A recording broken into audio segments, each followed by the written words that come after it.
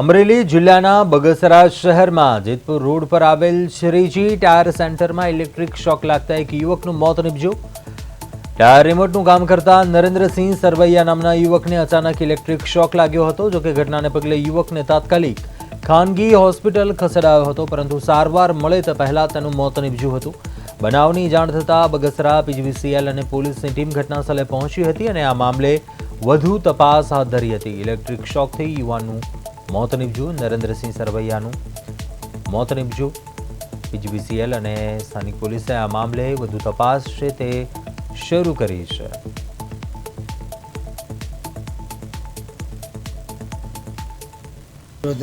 મારો મિત્ર બગસરા સીજી ટાયરમાં નોકરી કરતો હતો અને એનો સાથી મજૂર આરે બે ટાયર ચડાવતા હતા। અચાનક શોર્ટ સર્કિટ થઈને શોર્ટ લાગીને પડી ગયેલ। તેથી કરીને સૌ પ્રથમ અમે કામળિયા સાહેબને દવાખાને લઈ આવ્યા। ત્યાં મૃત જાહેર કરીને અમે બગસરા સિવિલ હોસ્પિટલમાં પોસ્ટમોર્ટમમાં રાખેલ છે।